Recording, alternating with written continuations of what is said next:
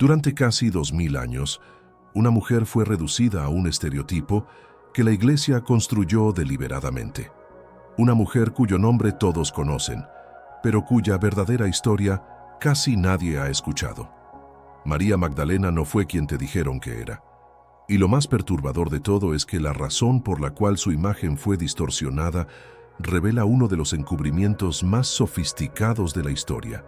Porque cuando entiendes quién fue realmente María Magdalena, cuando descubres el papel que jugó en los orígenes del cristianismo, cuando comprendes por qué fue necesario borrarla de la narrativa oficial, toda la estructura de poder que conoces comienza a tambalearse. Esta no es solo la historia de una mujer injustamente calumniada, es la historia de cómo el miedo masculino al poder femenino moldeó una religión entera. Es la revelación de un mecanismo psicológico tan antiguo como la humanidad misma. Y es la prueba de que la verdad, por más enterrada que esté, siempre encuentra la manera de emerger. Imagina por un momento que eres una de las personas más cercanas a una figura revolucionaria. Imagina que estás presente en los momentos más cruciales de su vida. Imagina que eres testigo de su muerte y la primera persona en presenciar lo que se convertiría en el evento más importante de una fe entera. Ahora imagina que siglos después, tu nombre es sinónimo de prostitución, pecado y redención a través de la vergüenza. Que tu identidad real fue completamente reescrita. Que tu rol fundamental fue minimizado hasta casi desaparecer. Este es el destino que María Magdalena sufrió. Y la pregunta que deberíamos hacernos no es solo qué pasó, sino por qué fue necesario destruir su imagen.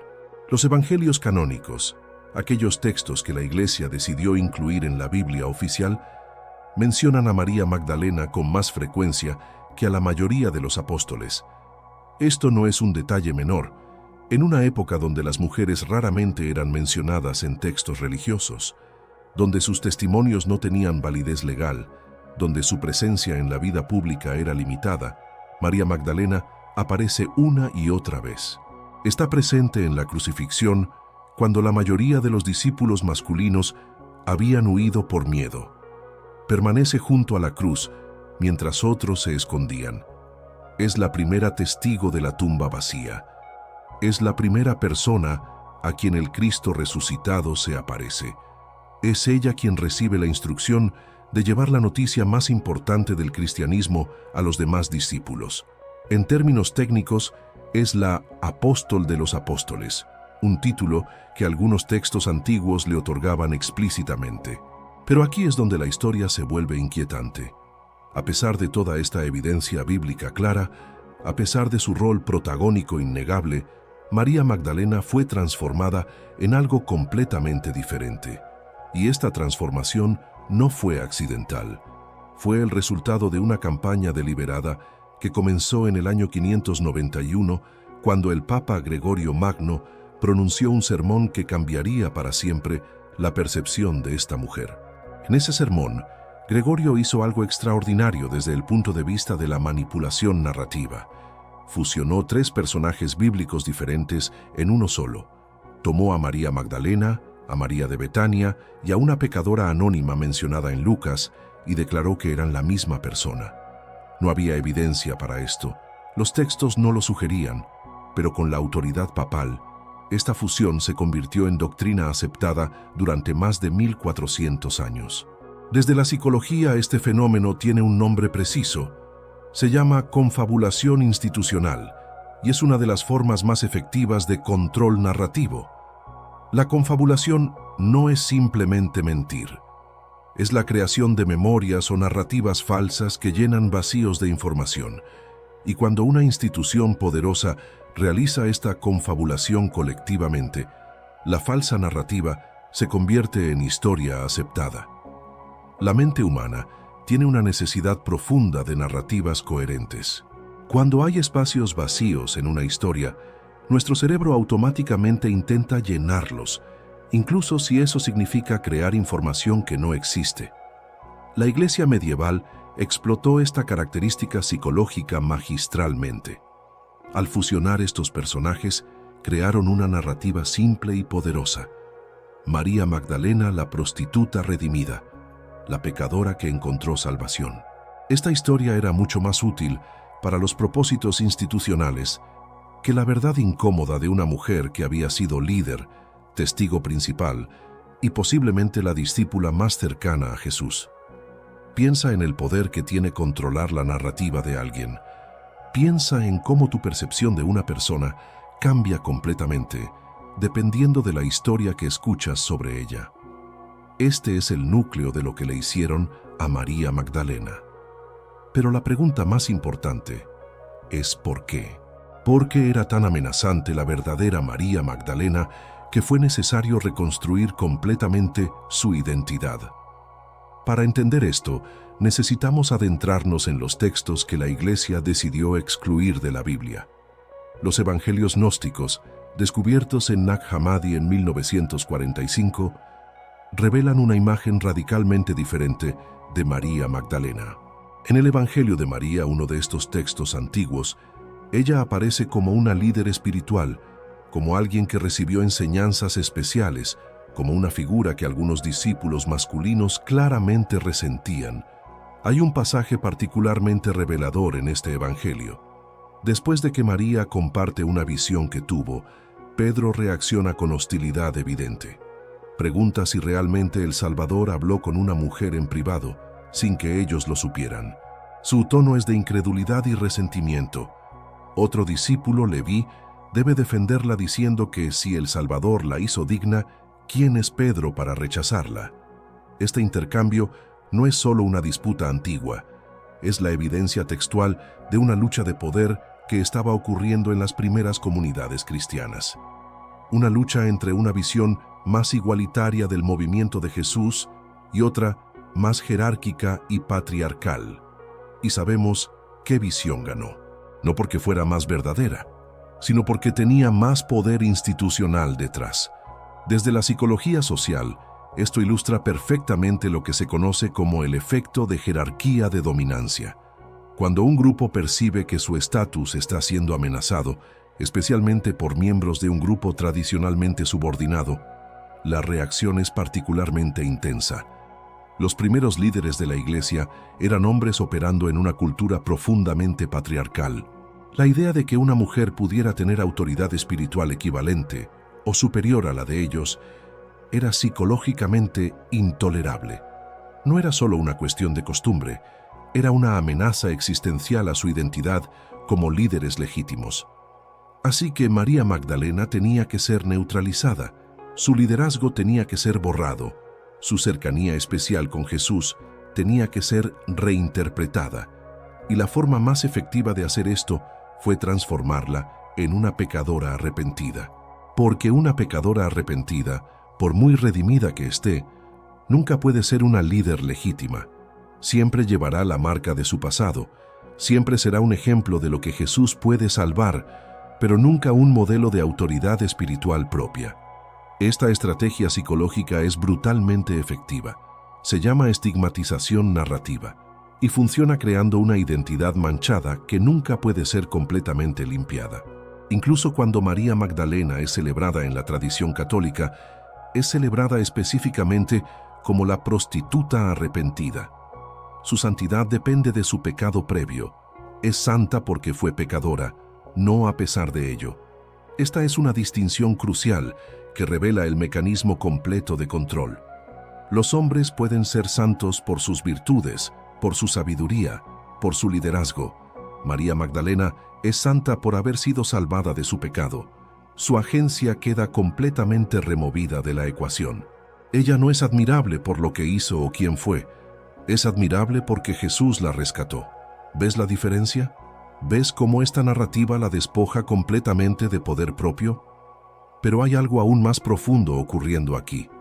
Algo que conecta con los mecanismos más antiguos de la psique humana. Carl Jung, el psicólogo suizo, habló extensamente sobre los arquetipos, esas imágenes primordiales que habitan en el inconsciente colectivo de la humanidad. Uno de los arquetipos más poderosos es el de la madre y la prostituta, dos caras opuestas de la feminidad en la mente patriarcal. La madre es pura, asexual, nutricia, segura. La prostituta es sexual, peligrosa, tentadora, amenazante. En la tradición cristiana, María, la Madre de Jesús, representa el primer arquetipo: la Virgen perpetua, la Madre perfecta, la mujer completamente desexualizada. María Magdalena fue forzada al segundo arquetipo: la mujer sexual, la prostituta, la tentación hecha carne.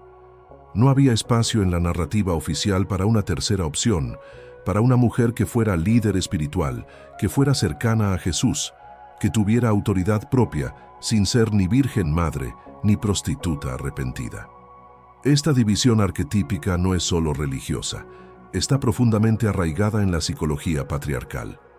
Las mujeres deben ser categorizadas como santas o como pecadoras, como madonas o como prostitutas. Esta dicotomía binaria hace que las mujeres sean más fáciles de controlar, porque cualquier mujer que no encaje perfectamente en el rol de madre pura puede ser empujada hacia el otro extremo. Y una vez que una mujer es marcada como sexualmente impura, su voz pierde legitimidad. Sus opiniones pueden ser descartadas. Su liderazgo puede ser cuestionado. Este mecanismo todavía opera en nuestra cultura contemporánea de formas sutiles y no tan sutiles. Pero en el caso de María Magdalena, lo vemos con una claridad histórica brutal. Ahora, algunos defensores de la tradición cristiana argumentan que no hay evidencia definitiva de que María Magdalena fuera una líder importante en la iglesia primitiva. Dicen que los evangelios gnósticos son textos tardíos, menos confiables, escritos por grupos heréticos, y es verdad que estos textos fueron escritos después de los evangelios canónicos. Pero aquí está lo fascinante. Incluso si descartamos completamente los evangelios gnósticos, incluso si solo miramos los textos que la propia Iglesia considera canónicos, María Magdalena sigue siendo una figura extraordinaria. Los 4 evangelios canónicos la mencionan por nombre en la crucifixión y resurrección. Esto es más de lo que se puede decir de la mayoría de los apóstoles masculinos. En el Evangelio de Juan, ella es claramente presentada como la primera testigo de la resurrección y la primera en llevar esta noticia. En la cultura judía del primer siglo, el testimonio de una mujer no tenía validez legal. Las mujeres no podían ser testigos en un tribunal. Sin embargo, los autores de los evangelios eligieron presentar a una mujer como la primera testigo del evento más importante del cristianismo. Si estuvieras inventando una historia, si estuvieras tratando de hacer tu narrativa lo más creíble posible en ese contexto cultural, nunca elegirías hacer de una mujer tu testigo principal. Es casi como si los autores de los evangelios estuvieran documentando algo que realmente sucedió, algo tan conocido en las primeras comunidades cristianas que no podían simplemente borrarlo, incluso si era culturalmente inconveniente. María Magdalena estuvo allí. Las primeras comunidades lo sabían. Era imposible escribir la historia sin ella. Así que está en todos los evangelios, en un rol protagónico, a pesar de todas las razones culturales para minimizarla. Esto nos lleva a una conclusión inquietante. Si María Magdalena aparece tan prominentemente en los textos canónicos, a pesar de todos los prejuicios de género de la época, imagina cuán importante debe haber sido realmente. Los textos que tenemos probablemente ya representan una versión minimizada de su rol real, y aún así no pudieron borrarla completamente. Esto es psicológicamente revelador. Muestra que había un límite a cuánto podían alterar la narrativa sin perder toda credibilidad. Había demasiados testigos vivientes, demasiadas comunidades que conocían la verdad. Así que hicieron lo siguiente mejor. La mantuvieron en la historia, pero transformaron su identidad. La mantuvieron visible, pero cambiaron quién era. Es una forma de borrado mucho más sofisticada que la simple eliminación. Hay un concepto en psicología llamado violencia epistémica, acuñado por la filósofa Gayatri Spivak. Se refiere a la violencia que se comete contra alguien a través del control de su conocimiento, de su narrativa, de su capacidad de hablar y ser escuchado. Lo que le sucedió a María Magdalena es un ejemplo perfecto de violencia epistémica. No fue físicamente eliminada de los textos, fue epistemológicamente eliminada. Su voz fue silenciada, su identidad fue reescrita, su conocimiento y autoridad fueron negados. Y todo esto se hizo a través de la manipulación narrativa, no a través de la fuerza física. Es una forma de violencia que no deja marcas visibles, pero que es devastadoramente efectiva. Durante la Edad Media, la imagen de María Magdalena como prostituta arrepentida se volvió central en el arte y la literatura cristiana. Era representada llorando, golpeándose el pecho, con el cabello suelto en señal de vergüenza, a menudo desnuda o semidesnuda para enfatizar su sexualidad pasada. Estas representaciones no eran neutrales. Estaban haciendo un trabajo psicológico específico. Le estaban diciendo a las mujeres que incluso si alcanzas la santidad, incluso si tu redención es completa, tu identidad seguirá siendo definida por tu sexualidad. Le estaban diciendo a las mujeres que la vergüenza es inseparable de la feminidad. Y le estaban diciendo a los hombres que las mujeres, incluso las santas, son fundamentalmente seres sexuales que necesitan ser redimidos de su naturaleza. Este mensaje fue particularmente útil durante períodos de represión sexual intensa. La imagen de María Magdalena se volvió una herramienta para controlar la sexualidad femenina. Si incluso una santa era una ex prostituta, entonces todas las mujeres eran potencialmente peligrosas. Todas necesitaban ser vigiladas. Todas necesitaban redención constante. La psicología detrás de esto es la del control a través de la culpa internalizada. Cuando logras que un grupo internalice la vergüenza sobre aspectos fundamentales de su identidad, se vuelven mucho más fáciles de controlar. No necesitas vigilancia externa constante cuando las personas se vigilan a sí mismas. La culpa y la vergüenza son los mecanismos de control más efectivos que existen porque operan desde adentro. Pero algo extraordinario comenzó a suceder en el siglo XX. La tumba de Nag Hammadi fue descubierta en 1945, revelando evangelios que habían estado escondidos durante más de 1600 años. De repente, teníamos acceso directo a cómo algunas de las primeras comunidades cristianas veían a María Magdalena, y la imagen era radicalmente diferente. En el Evangelio de Felipe hay una línea que ha generado interminables debates. Dice que Jesús amaba a María Magdalena más que a todos los discípulos y que la besaba frecuentemente en la boca.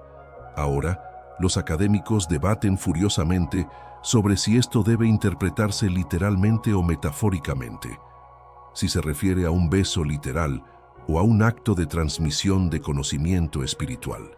Pero lo que es indiscutible es que este texto presenta una cercanía entre Jesús y María Magdalena que es única, que genera celos entre los otros discípulos, que la posiciona como receptora especial de enseñanzas.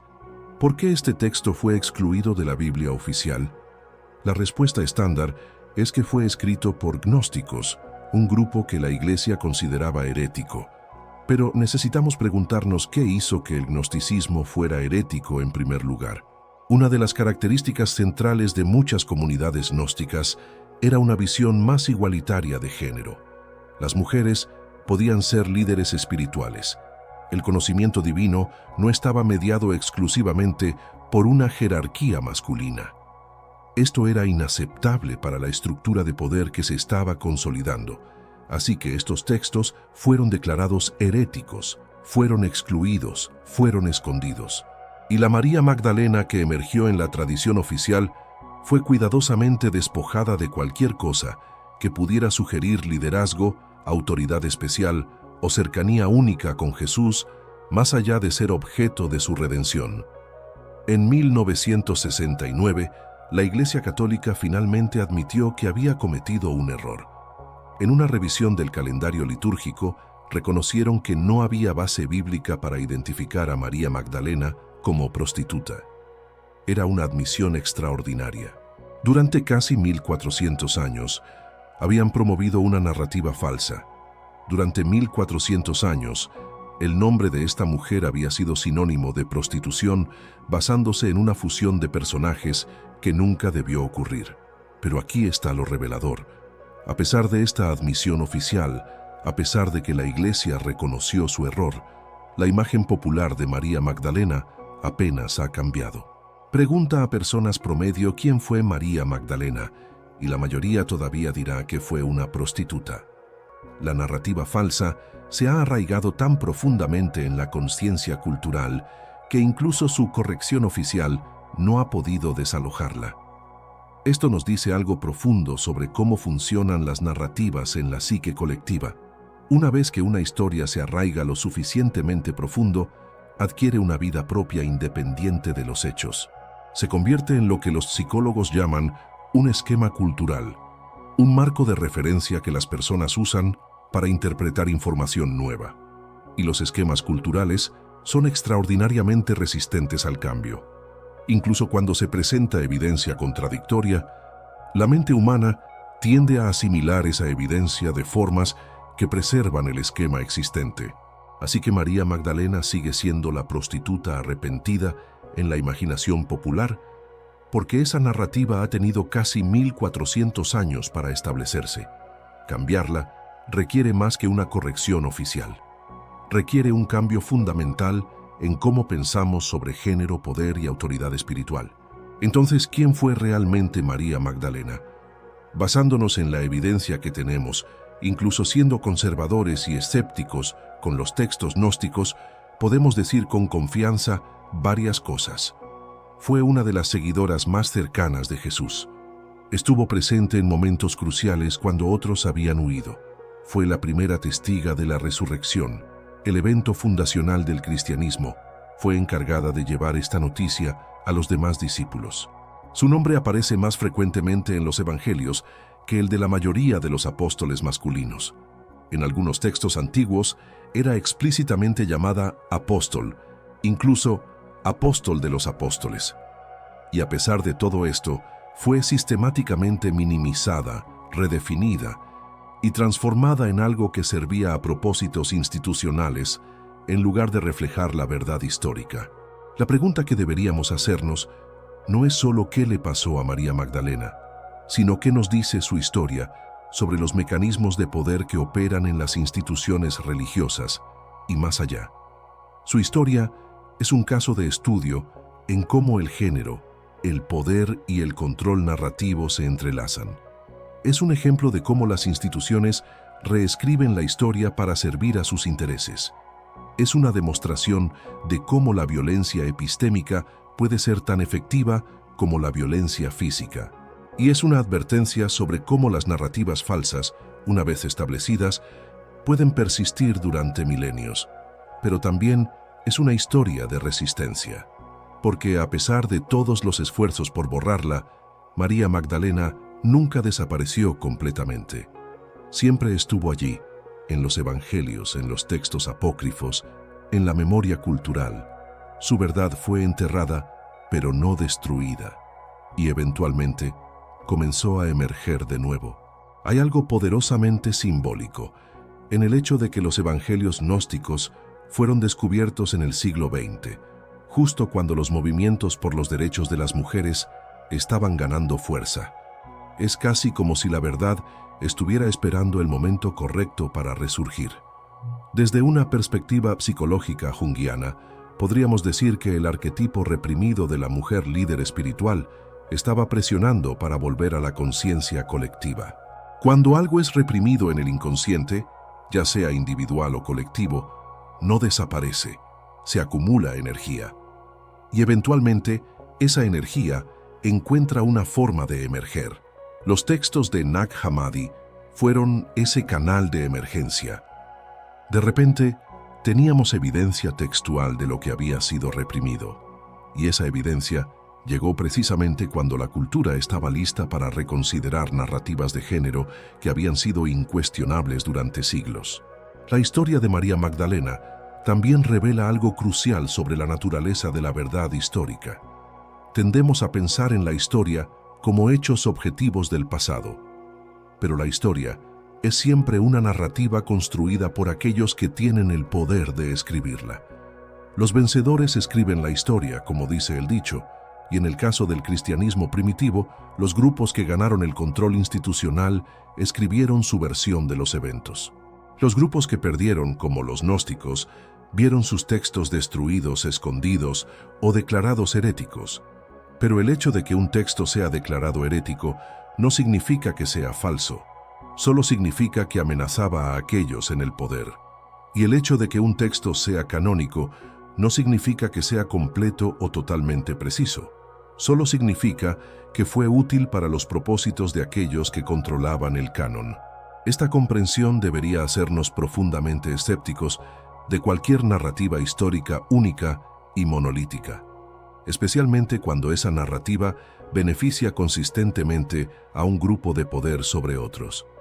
Cuando todas las voces marginadas desaparecen de un registro histórico, cuando todas las perspectivas alternativas son declaradas heréticas, cuando toda la autoridad se concentra en un grupo demográfico específico, deberíamos sospechar. No porque todas las narrativas sean igualmente válidas, hay diferencias entre hechos y ficción, sino porque el silencio de ciertas voces es generalmente el resultado de un esfuerzo deliberado, no de su ausencia histórica real. María Magdalena no fue silenciada porque no tuviera nada importante que decir. Fue silenciada precisamente porque tenía demasiado que decir, y lo que tenía que decir amenazaba el orden emergente de poder.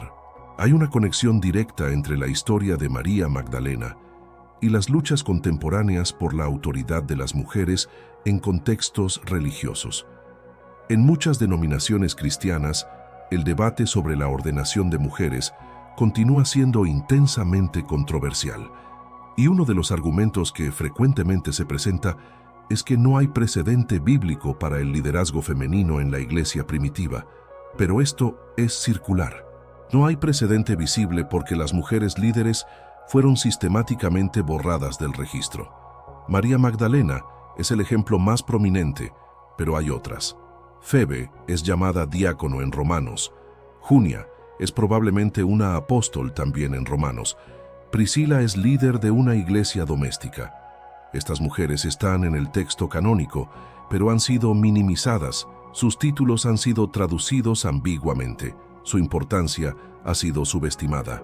Y cuando incluimos textos no canónicos, la evidencia del liderazgo femenino en el cristianismo primitivo se vuelve abrumadora. Entonces, el argumento de que no hay precedente bíblico es realmente un argumento de que no hay precedente en la versión editada de la historia que ha llegado hasta nosotros.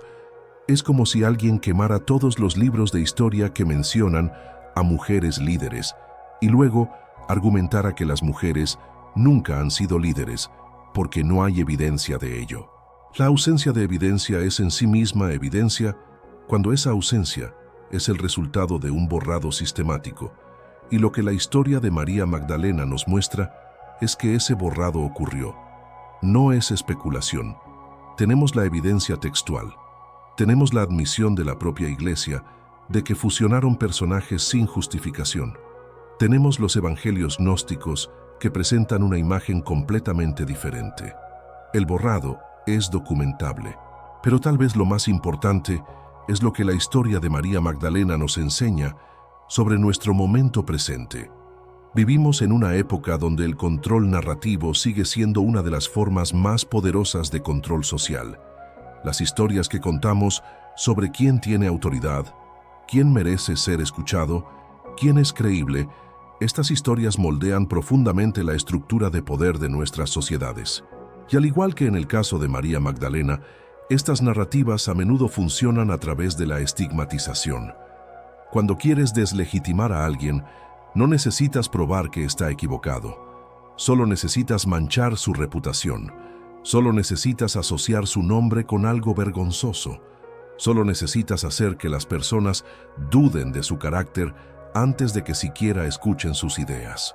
Este mecanismo psicológico ha sido usado contra mujeres, contra minorías, contra disidentes de todo tipo a lo largo de la historia, y sigue siendo usado hoy. La diferencia es que ahora tenemos más herramientas para resistir estos mecanismos.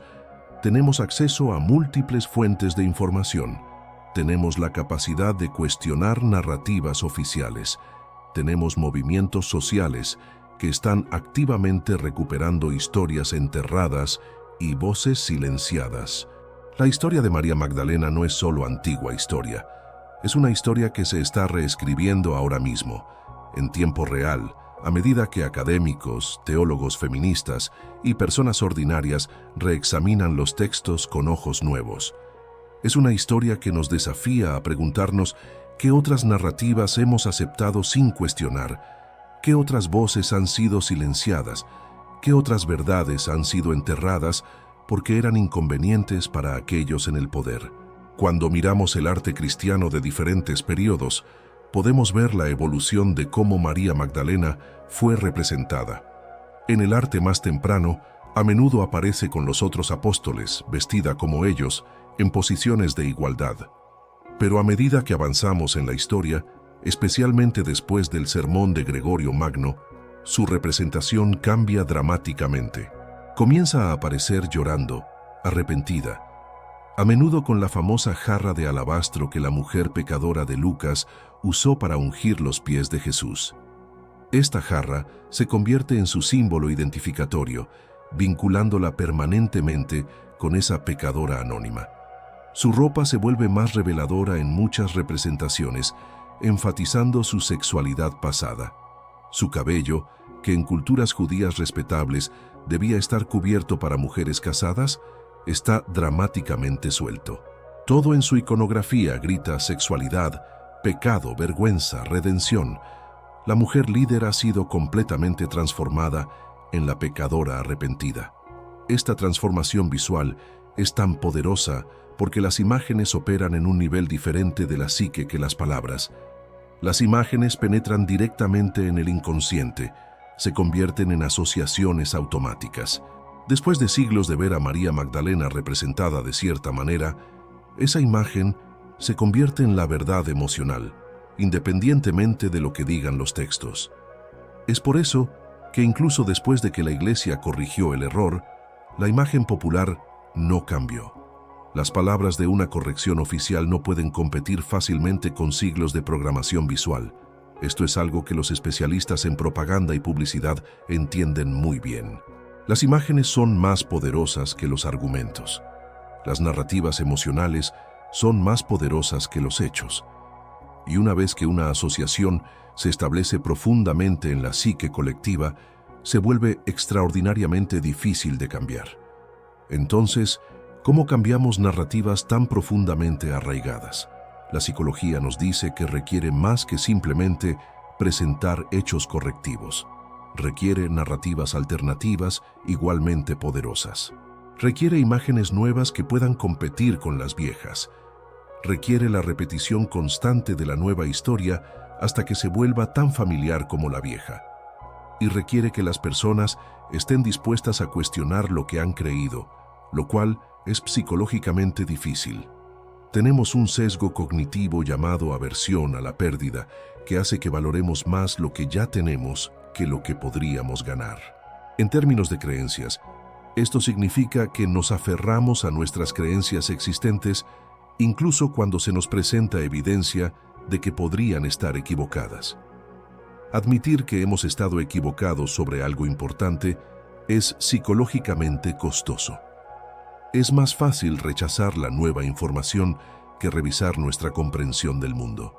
Pero hay algo en la historia de María Magdalena que la hace particularmente poderosa para catalizar este cambio.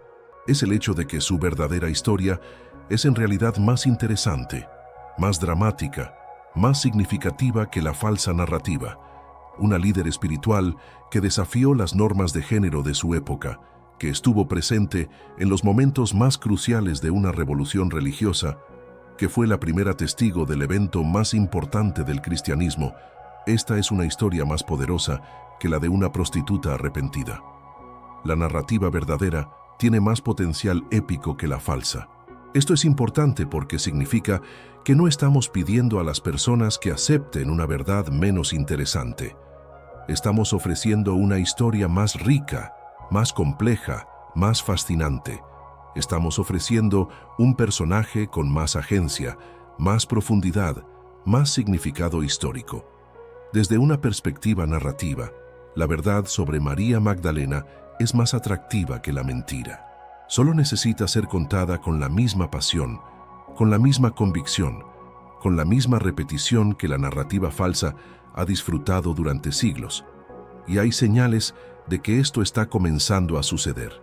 En los últimos años ha habido una explosión de libros, documentales, obras de arte y discusiones teológicas sobre María Magdalena. La novela de Dan Brown, aunque ficción y no particularmente precisa históricamente, llevó la conversación sobre María Magdalena a millones de personas que nunca habrían leído un tratado académico. De repente, las personas estaban cuestionando la narrativa oficial. De repente, la idea de que María Magdalena podría haber sido más que una prostituta arrepentida estaba en la conciencia popular.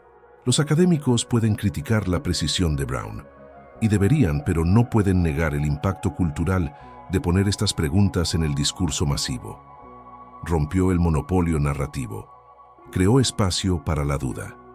Y una vez que las personas dudan, comienzan a buscar. Comienzan a hacer preguntas. Comienzan a investigar por sí mismas. Y lo que encuentran, si buscan honestamente, es que la verdadera historia es aún más fascinante que cualquier ficción. La rehabilitación de María Magdalena también está ocurriendo dentro de la Iglesia. En 2016, el Papa Francisco elevó su celebración litúrgica al mismo nivel que la de los apóstoles, declarándola oficialmente como apóstol de los apóstoles. Esto fue enormemente simbólico. Fue un reconocimiento de que su rol había sido minimizado, de que merecía el mismo honor que los hombres que estuvieron con Jesús. Pero incluso este reconocimiento es complicado. Porque si María Magdalena era verdaderamente una apóstol, si era verdaderamente una líder en la iglesia primitiva, entonces las estructuras actuales que excluyen a las mujeres del liderazgo clerical más alto necesitan ser repensadas. No puedes honrar a María Magdalena como apóstol y simultáneamente argumentar que las mujeres no pueden ser líderes espirituales. La lógica no funciona. Entonces, el reconocimiento de su verdadero rol inevitablemente abre preguntas más grandes sobre género y autoridad en la iglesia contemporánea. Esto es parte de por qué su historia sigue siendo tan controversial. No es solo historia antigua, es directamente relevante para debates contemporáneos. María Magdalena se ha convertido en un símbolo en las guerras culturales sobre el rol de las mujeres en la religión. Para algunos, recuperar su verdadera historia es parte de una agenda feminista inaceptable. Para otros, es simplemente una cuestión de verdad histórica y justicia para una figura que fue tratada injustamente. Pero el hecho de que genere tanta emoción, tanta resistencia, tanta pasión de ambos lados, nos dice que estamos tocando algo profundo. No estamos solo hablando de una mujer que vivió hace 2000 años. Estamos hablando sobre quién tiene autoridad hoy. Estamos hablando sobre cómo el género estructura el poder. Estamos hablando sobre si las instituciones religiosas pueden cambiar o si están permanentemente atadas a las estructuras patriarcales de sus orígenes. Desde la perspectiva de la psicología del cambio institucional, sabemos que las instituciones son extraordinariamente resistentes al cambio, precisamente porque su identidad está construida sobre ciertos principios fundacionales. Cambiar esos principios se siente como una amenaza existencial a la institución misma. Entonces, cuando alguien sugiere que María Magdalena fue una líder apostólica, no están solo haciendo una afirmación histórica, están desafiando 1400 años de estructura eclesiástica. Están cuestionando la legitimidad de jerarquías que se han justificado parcialmente a través de la afirmación de que solo los hombres fueron líderes en la iglesia primitiva. Esto es por qué la resistencia es tan feroz. No es solo sobre María Magdalena, es sobre la arquitectura completa del poder institucional.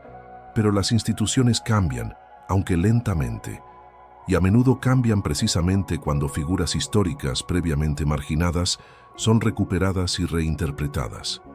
La historia de María Magdalena es parte de una conversación más grande sobre recuperar voces femeninas que han sido silenciadas a lo largo de la historia. En cada campo, desde la ciencia hasta la filosofía, desde el arte hasta la política, estamos descubriendo mujeres cuyas contribuciones fueron minimizadas o atribuidas a hombres. Estamos descubriendo que la historia que nos contaron era incompleta, que las mujeres estaban allí, estaban haciendo el trabajo, estaban liderando, pero fueron sistemáticamente borradas del registro. María Magdalena es quizás el ejemplo más dramático de este fenómeno en la historia religiosa, pero está lejos de ser el único. Y cada vez que recuperamos una de estas historias, desafiamos la narrativa de que las mujeres han sido naturalmente subordinadas a lo largo de la historia. Mostramos que su subordinación fue construida, fue impuesta, fue el resultado de decisiones deliberadas, no de un orden natural inmutable. Esto tiene implicaciones profundas para cómo pensamos sobre el género en el presente. Si las jerarquías de género no son naturales, sino construidas, entonces pueden ser deconstruidas. Si el liderazgo femenino fue borrado de la historia, puede ser recuperado en el presente. Si María Magdalena pudo ser una apóstol hace 2000 años, no hay ninguna razón teológica por la cual las mujeres no puedan ser líderes espirituales hoy. La historia se convierte en argumento. El pasado se convierte en precedente.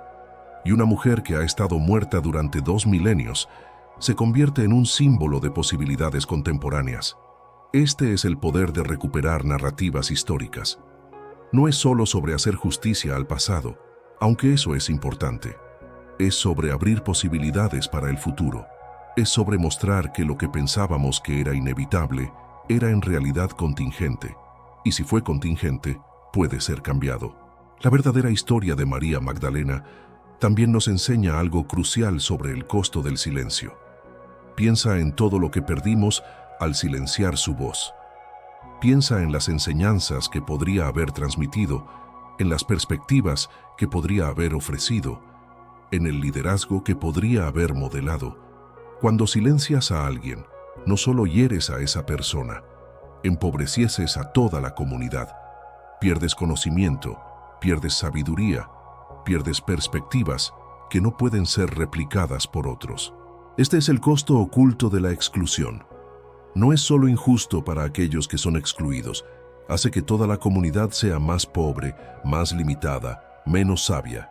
La iglesia cristiana habría sido diferente, posiblemente más rica, más inclusiva, más sabia, si la voz de María Magdalena no hubiera sido silenciada. No podemos saber exactamente cómo habría sido diferente, porque esa línea de tiempo fue cortada, pero podemos saber que algo se perdió, y esa pérdida debería hacernos más cuidadosos sobre a quién silenciamos en nuestro propio tiempo. Hay también una dimensión psicológica personal en la historia de María Magdalena que merece ser explorada. Para muchas mujeres, especialmente aquellas criadas en tradiciones cristianas, la imagen de María Magdalena como prostituta arrepentida ha sido profundamente dañina. Ha reforzado la idea de que las mujeres son fundamentalmente pecaminosas, que su valor depende de ser redimidas por hombres o por Dios, que su sexualidad es vergonzosa. Muchas mujeres han internalizado esta vergüenza, han aprendido a verse a sí mismas a través de esta lente. Y para estas mujeres, descubrir la verdadera historia de María Magdalena puede ser profundamente liberador. De repente, hay un modelo diferente disponible. Una mujer que no fue definida por la vergüenza sexual, sino por el liderazgo espiritual. Una mujer que fue valorada por quien era, no redimida de quien fue. Este cambio psicológico puede ser transformador a nivel individual. Puede permitir que las mujeres se vean a sí mismas de manera diferente, se valoren de manera diferente, reclamen autoridad que pensaron que no les pertenecía.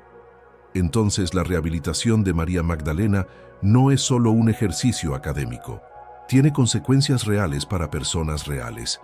Cambia cómo las personas entienden su fe, su valor, sus posibilidades. Este es el poder de las narrativas. Dan forma a nuestra identidad. Limitan o expanden lo que creemos que es posible para nosotros. Y cuando una narrativa limitante es reemplazada por una liberadora, las personas pueden cambiar, pueden crecer, pueden reclamar partes de sí mismas que habían sido reprimidas. María Magdalena, recuperada de siglos de distorsión, se convierte en un recurso psicológico para las personas contemporáneas. Se convierte en evidencia de que las mujeres siempre han sido líderes, siempre han sido importantes, siempre han tenido algo crucial que aportar, y esa evidencia, aunque sea de hace 2000 años, sigue siendo poderosa hoy. Al final, la historia de María Magdalena es una historia sobre el poder y sus mecanismos. Es sobre cómo aquellos que tienen poder reescriben la historia para servir a sus intereses. Es sobre cómo el género intersecta con el poder religioso e institucional. Es sobre cómo la violencia epistémica puede ser tan efectiva como la violencia física. Pero también es una historia sobre resistencia y recuperación. Es sobre cómo la verdad, por más enterrada que esté, eventualmente encuentra formas de emerger. Es sobre cómo las voces silenciadas pueden, con el tiempo y el esfuerzo, ser escuchadas de nuevo. Es sobre cómo el pasado no es fijo, sino constantemente reinterpretado por el presente. Y es sobre cómo cada generación tiene la oportunidad de corregir las injusticias de las generaciones anteriores, de recuperar lo que fue perdido, de honrar a quienes fueron deshonrados. María Magdalena estuvo en la tumba vacía esa mañana hace 2000 años. Fue la primera en ver, la primera en saber, la primera en proclamar la noticia más importante del cristianismo. Ninguna cantidad de reescritura histórica puede cambiar ese hecho central. Está allí en todos los evangelios. Es innegable, y ese hecho central, esa presencia innegable en el momento más crucial, es lo que finalmente hace que su borrado sea insostenible. Puedes intentar transformar quién era, puedes fusionarla con otras personas, puedes llamarla prostituta, puedes minimizar su importancia, pero no puedes eliminarla de la tumba, no puedes removerla de ese momento fundacional. Y mientras ese momento permanezca en el texto, mientras los evangelios continúen siendo leídos, siempre habrá una semilla de su verdadera historia esperando ser redescubierta. Esa es la ironía final. Los mismos textos que fueron usados para controlarla, eventualmente se convirtieron en la evidencia de su importancia. Los evangelios canónicos, diseñados para preservar cierta versión del cristianismo, inadvertidamente preservaron también la evidencia de que había otras versiones, otras voces, otras historias. María Magdalena está allí, en cada evangelio, testificando silenciosamente a través de los siglos. Y ahora finalmente, después de casi 2000 años, estamos comenzando a escuchar lo que su presencia en esos textos realmente significa. Estamos comenzando a hacer las preguntas que deberíamos haber hecho hace mucho tiempo. ¿Quién fue realmente esta mujer? ¿Por qué fue tan importante que no pudiera ser completamente borrada? ¿Y qué nos dice su historia sobre nosotros, sobre nuestras instituciones, sobre cómo tratamos a aquellos cuya voz desafía el poder establecido?